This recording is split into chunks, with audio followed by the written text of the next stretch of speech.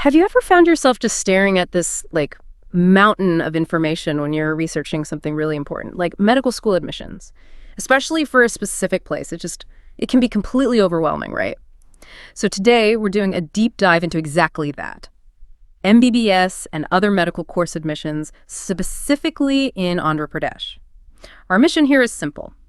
Cut through all that noise, pull out the most important facts and give you a really clear, structured understanding of what it actually takes to navigate the medical admission scene in AP. Think of this as your shortcut, basically. Get informed without getting buried in endless web pages. That's a great way to put it. And yeah, for anyone looking at medical studies in Andhra Pradesh, the whole journey, it really starts with your NEET UG scores. That's the bedrock. The entire admission process, it's all centrally managed by Dr. YSR University of Health Sciences in Vijayawada. You might remember it as Dr. NTR University of Health Sciences. They changed the name. But they're the ones handling everything for MBBS, BDS, and even the AYSH courses across the state. They're the authority. Okay, perfect. So let's start with the big picture then. When we talk about medical education in Andhra Pradesh, just how many places are we actually looking at? And what kind of numbers are we talking about for seats? Right. The scale is pretty significant. In AP, you've got 36 medical colleges. And interestingly, it's split right down the middle, 18 government, 18 private. Then for dental, there are 16 colleges, 2 government and 14 private.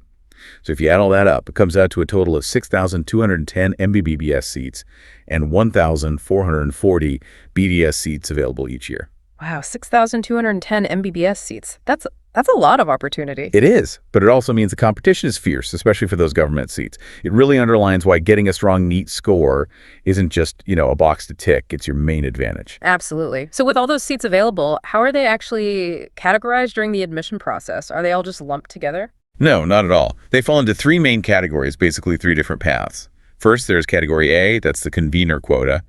This mostly covers seats in government colleges and also a good chunk of seats in private colleges. These tend to be the most affordable, so naturally they're highly sought after. Okay, Category A, convener quota. Got it. What are the others? Then you have Category B. This is for management quota seats, mainly in private institutions. The fees here are typically higher. And finally, there's Category C, which is specifically for the non-resident Indian, or NRI, quota seats. These usually have the highest fee structure. So A, B, and C, convener, management, NRI. It sounds like knowing which category you're aiming for or eligible for is pretty critical right from the start. Yeah, exactly. It shapes your whole application strategy. Now, we've talked MBBS and BDS. What about the other traditional Indian medical systems, Ayurveda, homeopathy? Are those handled differently? Nope, they fall under the same umbrella. The Dr. YSR University manages AYUSH admissions too. That covers BAMS for Ayurveda, BHMS for homeopathy, BLOMS for Unani, BSMS for Siddha, and BNYS for naturopathy and yoga. Their counseling is also managed by the university. And the requirements for AYUSH, are they similar to MBS, BDS? Broadly, yes, but with some specifics. You generally need at least 50% in physics, chemistry, and biology together in your 10+2. That drops to 40% for reserve categories. And crucially, you need to be at least 17 years old by December 31st, 2025. Oh, and the registration fee for AYH counseling is 2,950 rupees for everyone. Okay, 2,950 across the board for AAUJESH. Good to know.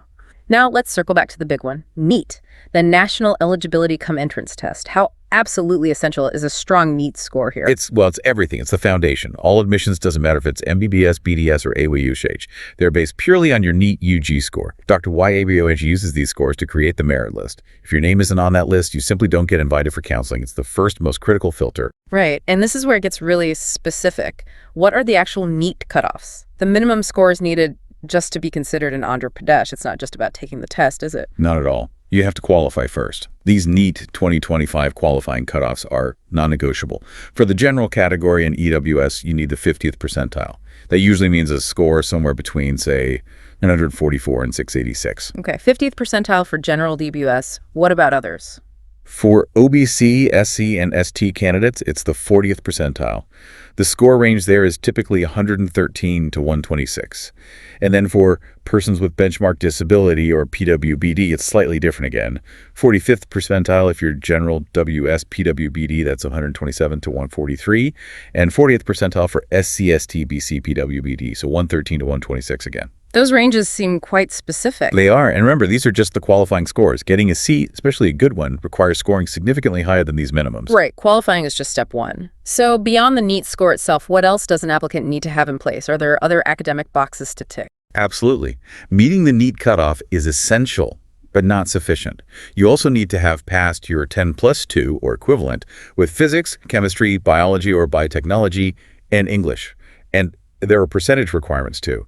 For general and EWS, you need at least 50% aggregate in the science subjects. And for reserved categories? It's a bit lower. For BC, SC, and ST candidates, it's 40%. And for OCPWD candidates, it's 45%. So it's really a combination of your NEET score and meeting these 10+2 academic criteria. Both are needed.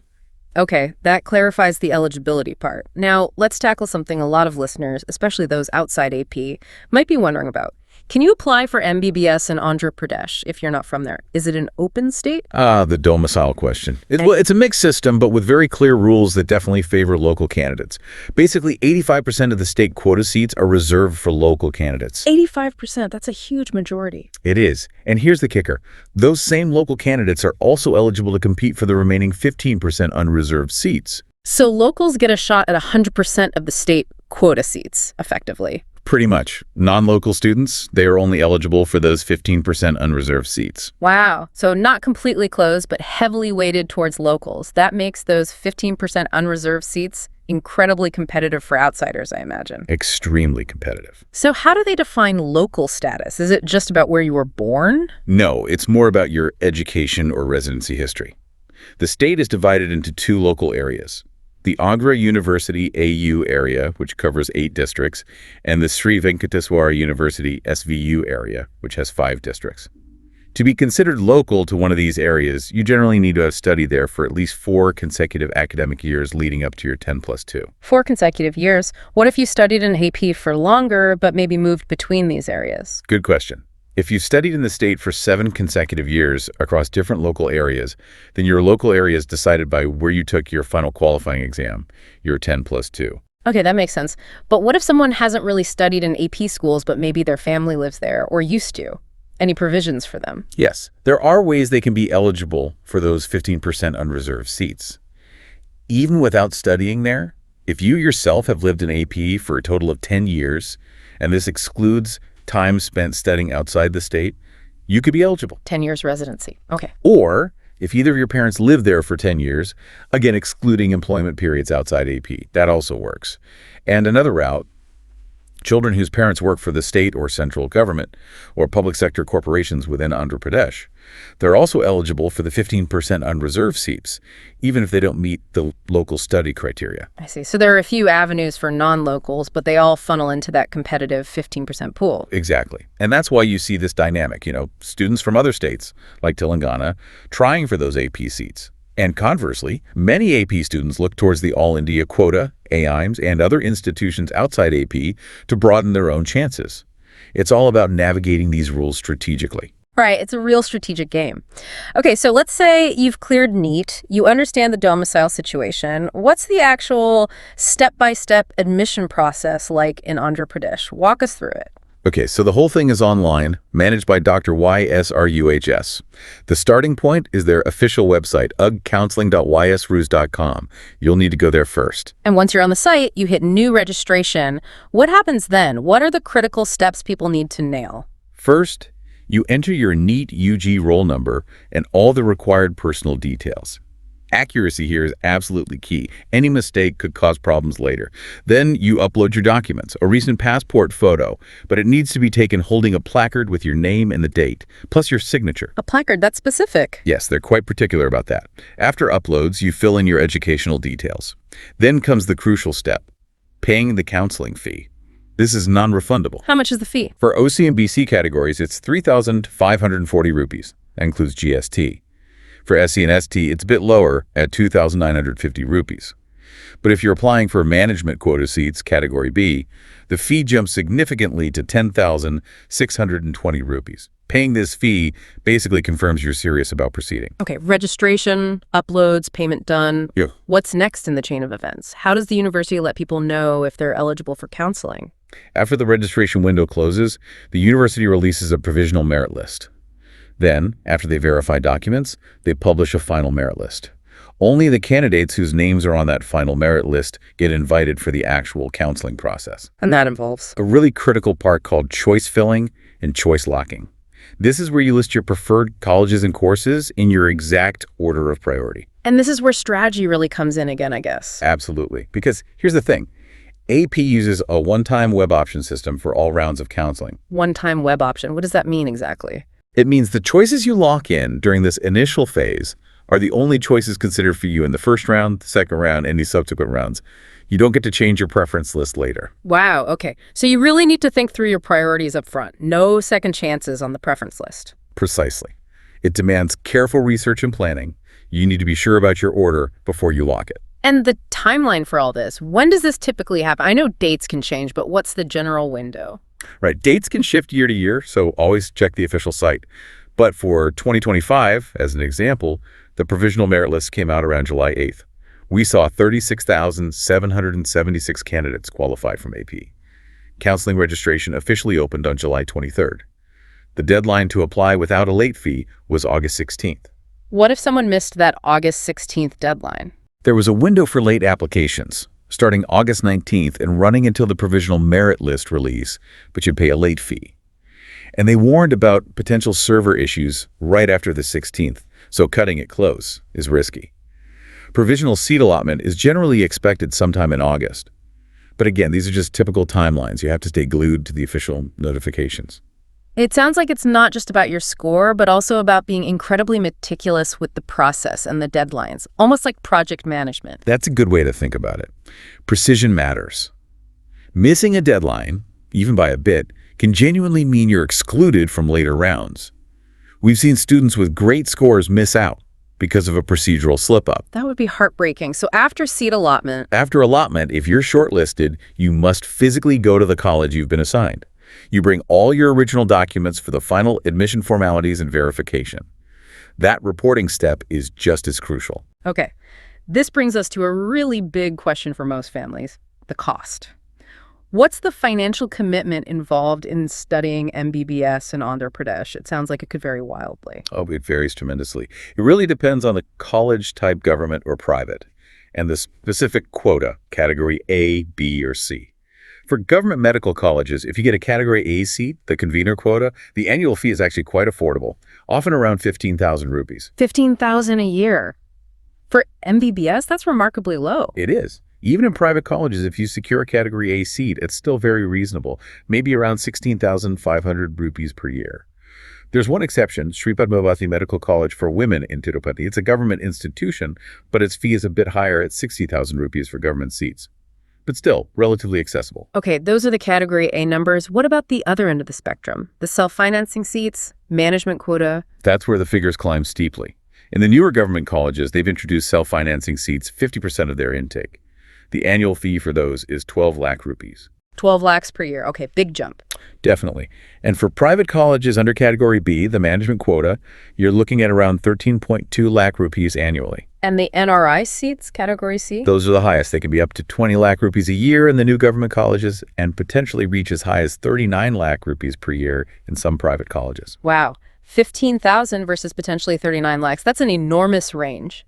It really highlights how critical that NEET score and category eligibility are for affordability. Absolutely critical. The financial implications are huge. What happens if a student, after securing a seat and joining, decides to leave the course? Are there penalties? Yes, and they're quite significant. These are in place to discourage students from blocking seats they aren't fully committed to.